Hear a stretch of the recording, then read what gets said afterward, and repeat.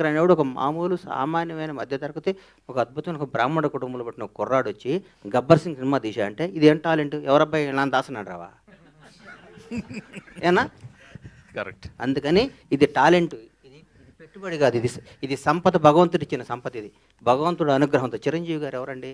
ఒక మామూలు వెంకట్రావు గారు కానిస్టేబుల్, హెడ్ కానిస్టేబుల్ కొడుకు, భారతదేశాన్ని శాసిస్తూ రాబోయే 4-5 తరాలకి బేసేసి ఒక చిరంజీవి అనే పేరు రాబోయే 100-150 ఏళ్ళు కూడా పలానా టైంలో మెగాస్టార్ చిరంజీవి అనే ఉండేవాడు. ఒక మామూలు కానిస్టేబుల్ కొడుకు హైదరాబాద్ చెన్నై వచ్చి దేశాన్ని శాసిస్తూ ఇదిరా ఎండింగ్, పద్మవిభూషణ్ అయిపోయింది. ఆయన రేపు మాప భారతరత్న కూడా ఇస్తారు ఆయనకి, భారతరత్నగా ఆయన రిటైర్డ్ అవుతాడు.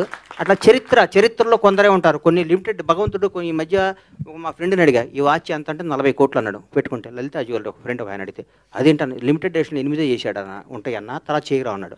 అట్లాగే భగవంతుడు కొన్ని లిమిటెడ్ ఎడిషన్ మనుషులను పుట్టిస్తాడు. ఒక చిరంజీవిని, ఒక పవన్ కళ్యాణ్ని, ఒక రేవంత్ రెడ్డిని, ఒక చంద్రబాబు నాయుడిని, ఒక నరేంద్ర మోడీని, ఇట్లాంటి లిమిటెడ్ ఎడిషన్ కొందరు 130 కోట్ల మంది ఈ భారతదేశంలో కొందరు లిమిటెడ్ ఎడిషన్ కొన్ని పీసులు ఉంటాయి. ఆ పీసులు మనం గౌరవించాలి, పూజించాలి, ప్రేమించాలి. కానీ ఆన్లైన్ మనలాగా అనుకుంటే మన అంత ఎవరు అంటారు. థ్యాంక్ యూ గణేష్ గారు. బాయ్ అన్న. గణేష్ గారు సారీ అన్న. సార్ గణేష్ గారు ఒక క్వశ్చన్ అండి. గణేష్ గారు ఒక క్వశ్చన్ అండి. సార్ మీరు ఇప్పుడే అన్న